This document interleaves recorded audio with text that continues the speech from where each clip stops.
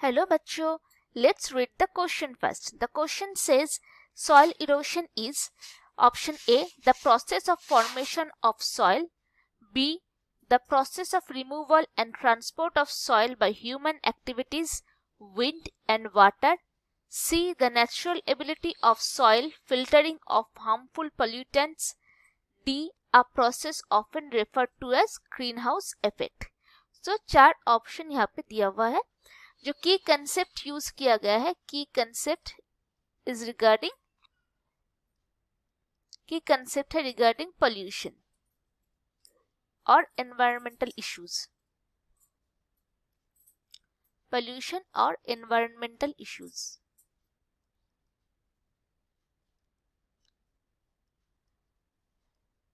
तो soil erosion क्या है? First of all soil erosion, soil basically बनता है रॉक से. तो सॉइल इरोशन में क्या होता है, सॉइल पार्टिकल्स जो है वो ऊपर की पार्ट से, मतलब टॉप सॉइल जनरली लूज हो जाता है एंड लूज होके चला जाता है ओशन, रिवर, स्ट्रीम या फिर दूर के कोई लैंड पे. तो इस प्रोसेस को बोलते हैं सॉइल इरोशन. इसका मतलब सॉइल इरोशन मतलब loosening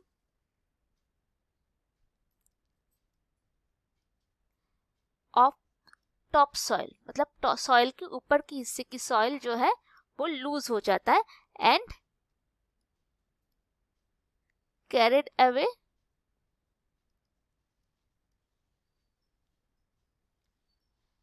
to other parts of land और वाटर.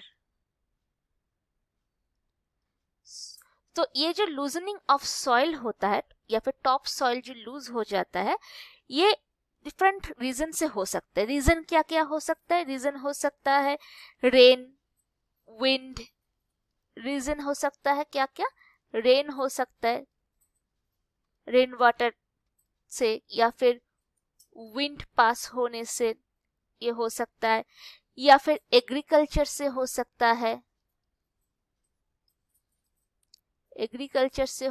है, ह्यूमन एक्टिविटी से हो सकता है. ह्यूमन एक्टिविटी मतलब डिफॉरेस्टेशन, क्योंकि ट्रीज जो करते हैं, ट्रीज सॉइल को पकड़ के रखते हैं, एंकर करते हैं. तो अगर डिफॉरेस्टेशन हो जाए तो सॉइल को पकड़ने के लिए कोई रूट्स नहीं है, तो soil, top soil definitely loose हो जाएगा. एंड लूज हुआ तो विंड के साथ धीरे धीरे बाकी दूसरे लैंड पे, या फिर स्ट्रीम पे, रिवर पे, ओशन पे जाके चला जाएगा. तो इसे हम बोलेंगे सॉइल इरोशन. अब सॉइल इरोशन, अब देखेंगे चार जो ऑप्शन दिया हुआ है, ये चार ऑप्शन में से कौन सा सही ऑप्शन है. ऑप्शन ए बोल रहा है the process of formation of soil. तो soil erosion definitely process of formation of soil नहीं है, क्योंकि सॉइल पहले से ही था प्रेजेंट, उसको लूजनिंग, टॉप सॉइल अगर लूज हो जाता है तो उसे बोलते हैं सॉइल इरोशन. तो फॉर्मेशन ऑफ सॉइल को इरोशन नहीं बोलते हैं. ऑप्शन बी में दिया हुआ the removal of the process of removal and transport of soil by human activities, wind and water. तो ये जो ऑप्शन बी है, option B is the right option और राइट स्टेटमेंट, क्योंकि सॉइल इरोशन मतलब यही है कि loosening of top soil and removal and transport of soil by human activities, wind और वाटर. सो ऑप्शन बी जो है, ऑप्शन बी सही ऑप्शन है. ना ऑप्शन सी में जो बोला गया है, option she says the natural ability of soil filtering of harmful pollutants. So soil की नेचुरल एबिलिटी तो ये नहीं है सॉइल इरोशन. सो ये भी ऑप्शन सही नहीं है.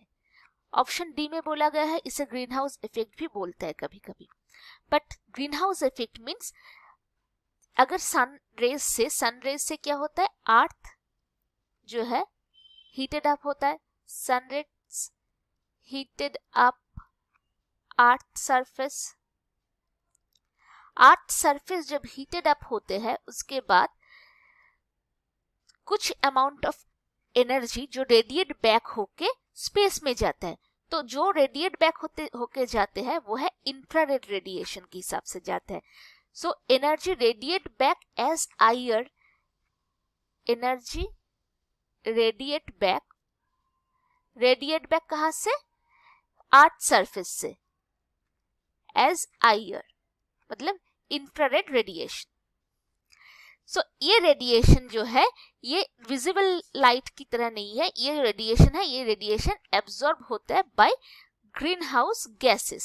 So this radiation is absorbed by greenhouse gases. Absorbed by greenhouse gases.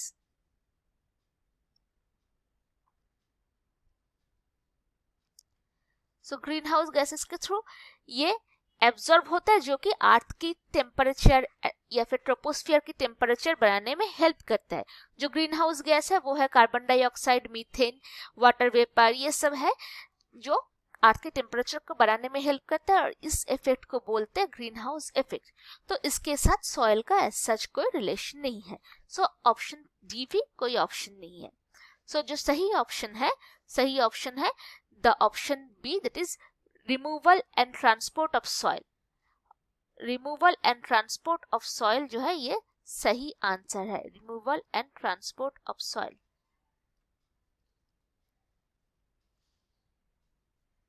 ये है सही आंसर जो कि है ऑप्शन बी में।